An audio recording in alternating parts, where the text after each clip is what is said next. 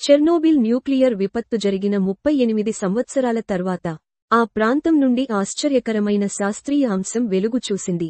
Mutant నక్కలు అనే grey నక్కలు అధిక స్థాయిలో అయనైజింగ్ రేడియేషన్ ఉన్న ప్రదేశంలో తట్టుకొని జీవించడం మాత్రమే కాకుండా అభివృద్ధి చెందడం కూడా పరిశోధకులను ఆశ్చర్యపరుస్తోంది.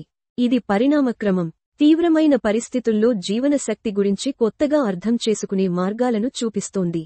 ఎక్స్క్లూజన్ జోన్ చరిత్రలోకి ఒక జాలకపు చూపు.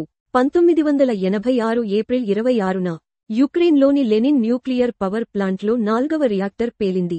ఈ పేలుడు భారీ రేడియోధార్మిక ధూళిని విడుదల చేసి 1000 చదరపు మైళ్లకు పైగా ఉన్న యుక్రెయిన్ మరియు బెలారస్ ప్రాంతాలను కాలుష్యంతో నింపేసింది.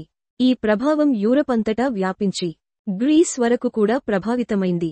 ఈ విపత్తు తర్వాత సుమారు 3,50,000 మంది తమ గృహాలను విడిచిపెట్టాల్సి వచ్చింది. అందులో 1,00,000 మంది ఎప్పటికీ తిరిగి రాలేదు. ఇలా మనుషుల వల్ల శూన్యంగా మారిన ఈ ప్రాంతాన్ని జంతువులు తిరిగి జీవసంచారంతో నింపేశాయి. జింకలు, ఎల్క్లు, అడవి పందులు, కొమ్ముల ఆవులు, అడవి నక్కలు, పిట్టలు, ఇంకా అంతరించిపోతున్నట్లుగా భావించిన ప్రెజవాల్స్కీ హార్సెస్, బైసన్, బ్రౌన్ బేర్లు ఇలా అనేక జీవులు ఈ ప్రాంతంలో తిరిగి జీవించసాగాయి.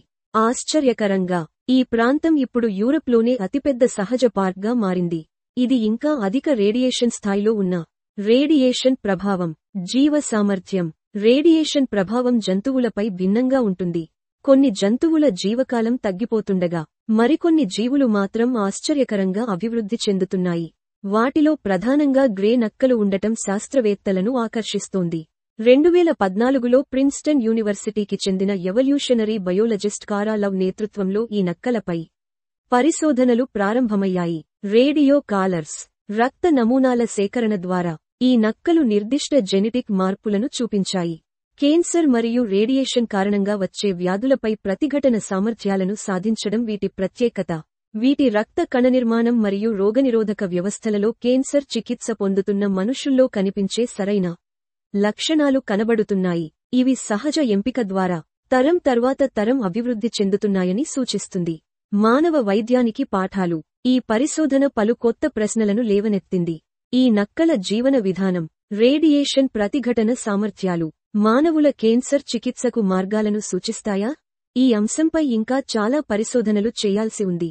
కానీ కారా లవ్ బృందం అంచనాలు ఉంచుతోంది.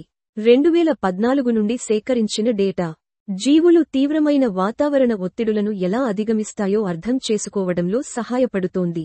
సవాళ్లు, భవిష్యత్తు మార్గాలు. ఈ పరిశోధనలకు పలు విఘాతాలు ఎదురయ్యాయి. కోవిడ్-19 మహమ్మారి కారణంగా ఈ ఫీల్డ్ వర్క్ తాత్కాలికంగా నిలిపివేయబడింది. యుక్రెయిన్లో కొనసాగుతున్న రాజకీయ స్థిరత్వం లేమి కూడా మరింత అవరోధంగా మారింది. అయినప్పటికీ ఆప్తమైన డేటా శాస్త్రవేత్తలకు విలువైన ఆధారాలను అందిస్తోంది. ప్రకృతి గొప్పతనం. చెర్నోబిల్ మ్యూటెంట్ నక్కల కథ ఇది. ఇది ప్రకృతి యొక్క ప్రతిఘటనకు, అనుకూలతకు నిదర్శనం. ఈ ప్రాంత చరిత్ర విషాదంతో నిండినప్పటికీ ఆ ప్రాంతంలోని జీవసముదాయం, ప్రకృతి పునరావృత శక్తిని మానవజాతికి బోధిస్తోంది. ఈ నక్కలు ఇప్పుడు చెర్నోబిల్ విపత్తు గురించి మౌన సాక్షులుగా ఉంటూ ప్రకృతి ఎల్లప్పుడూ ఎలా గెలుస్తుందో మనకు గుర్తుచేస్తున్నాయి. Thank you for watching my video. For more videos please like, share and subscribe.